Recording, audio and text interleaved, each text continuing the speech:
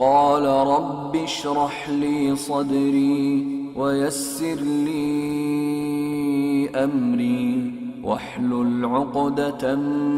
من لساني يفقه قولي واجعل لي وزيرا من أهلي هارون أخي أشدد به أزري وأشركه في أمري كي نسبحك كثيرا ونذكرك كثيرا إنك كنت بنا بصيرا. قال قد أوتيت سؤلك يا موسى ولقد مننا عليك مرة أخرى إذ أوحينا إلى أمك ما يوحى أن اقذفيه في التابوت فاقذفيه في اليم فليلقه اليم بالساحل يأخذه عدو لي وعدو له وألقيت عليك محبة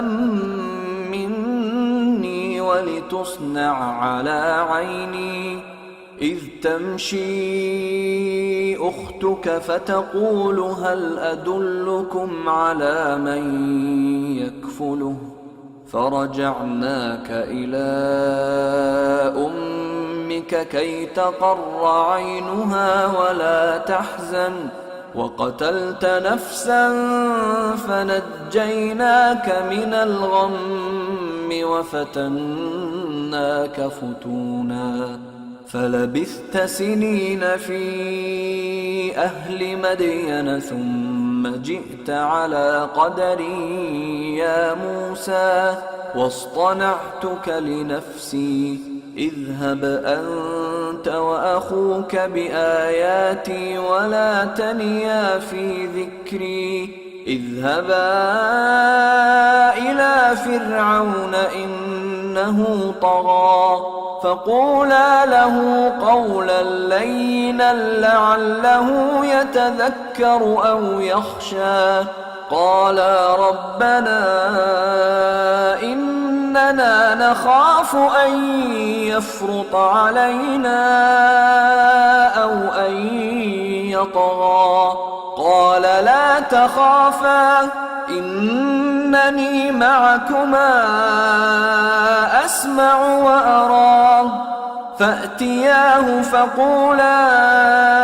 إنا رسولا ربك فأرسل معنا بني إسرائيل ولا تعذبهم قد جئناك بآية من ربك والسلام على من اتبع الهدى إنا قد أوحي إلينا أن العذاب على من كذب وتولى قال فمن ربكما يا موسى قال ربنا الذي أعطى كل شيء خلقه ثم هدى قال فما بال القرون الأولى قال علمها عند ربي في كتاب لا يضل ربي ولا ينسى الذي جعل لكم الأرض مهدا وسلك لكم فيها سبلا وأنزل من السماء ماء فأخرجنا به أزواجا من نبات شتى كلوا وارعوا أنعامكم إن في ذلك لآيات لأولي النهى कहा ऐ मेरे परवरदिगार इस काम के लिए मेरा सीना खोल दे और मेरा काम आसान कर दे और मेरी जबान की गिरह खोल दे ताकि वो मेरी बात समझ ले और मेरे घर वालों में से एक को मेरा वजीर यानी मददगार मुकर्रर फरमा यानी मेरे भाई हारून को اس سے میری کمر کو مضبوط کر اور اسے میرے کام میں شریک کر، تاکہ ہم تیری بہت سی تسبیح کریں اور تجھے کثرت سے یاد کریں۔ تو ہم کو ہر حال میں دیکھ رہا ہے۔ فرمایا موسیٰ تمہاری دعا قبول کی گئی، اور ہم نے تم پر ایک بار اور بھی احسان کیا تھا جب ہم نے تمہاری والدہ کو الہام کیا تھا جو تمہیں بتایا جاتا ہے۔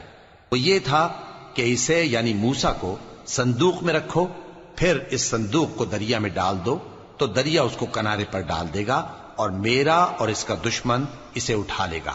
اور موسیٰ میں نے تم پر اپنی طرف سے محبت ڈال دی، اور اس لیے کہ تم میرے سامنے پرورش پاؤ۔ جب تمہاری بہن وہاں فرعون کے ہاں گئی اور کہنے لگی کہ میں تمہیں اس کا پتہ دوں جو اس کو پالے پوسے، تو اس طریق سے ہم نے تم کو تمہاری ماں کے پاس پہنچا دیا تاکہ ان کی آنکھیں ٹھنڈی ہوں اور وہ رنج نہ کریں۔ اور تم نے ایک شخص کو مار ڈالا تھا تو ہم نے تم کو غم سے نجات دی، اور ہم نے تمہاری کئی بار آزمائش کی، پھر تم کئی سال اہل مدین میں ٹھہرے رہے۔ پھر اے موسیٰ تم ایک اندازے پر آ پہنچے، اور میں نے تم کو اپنے کام کے لیے بنایا ہے، تو تم اور تمہارا بھائی دونوں ہماری نشانیاں لے کر جاؤ، اور میری یاد میں سستی نہ کرنا۔ دونوں فرعون کے پاس جاؤ کہ وہ سرکش ہو رہا ہے، اور اس سے نرمی سے بات کرنا، شاید وہ غور کرے یا ڈر جائے۔ دونوں کہنے لگے کہ اے ہمارے پروردگار، ہمیں خوف ہے کہ وہ ہم پر زیادتی کرنے لگے یا زیادہ سرکش ہو جائے۔ اللہ نے فرمایا کہ ڈرو مت، میں تمہارے ساتھ ہوں کہ سنتا اور دیکھتا ہوں۔ اچھا تو اس کے پاس جاؤ اور کہو کہ ہم آپ کے پروردگار کے بھیجے ہوئے ہیں، تو بنی اسرائیل کو ہمارے ساتھ جانے کی اجازت دیجیے اور انہیں عذاب نہ کیجیے۔ ہم آپ کے پاس آپ کے پروردگار کی طرف سے نشانی لے کر آئے ہیں، اور جو ہدایت کی بات مانے اس کو سلامتی ہو۔ ہماری طرف یہ وحی آئی ہے کہ جو جھٹلائے اور منہ پھیرے اس کے لیے عذاب تیار ہے۔ غرض موسیٰ اور ہارون فرعون کے پاس گئے، اس نے کہا کہ موسیٰ تمہارا پروردگار کون ہے؟ کہا کہ ہمارا پروردگار وہ ہے جس نے ہر چیز کو اس کی شکل و صورت بخشی، پھر راہ دکھائی۔ کہا تو پہلی قوموں کا کیا حال ہوا؟ فرمایا کہ ان کا علم میرے پروردگار کو ہے جو کتاب میں لکھا ہوا ہے۔ میرا پروردگار نہ چوکتا ہے نہ بھولتا ہے۔ وہ وہی تو ہے جس نے تم لوگوں کے لیے زمین کو فرش بنایا اور اس میں تمہارے لیے رستے بنا دیے اور آسمان سے پانی برسایا، پھر اس سے مختلف نباتات پیدا کی کہ خود بھی کھاؤ اور اپنے مویشیوں کو بھی چراؤ۔ بے شک ان باتوں میں عقل والوں کے لیے بہت سی نشانیاں ہیں۔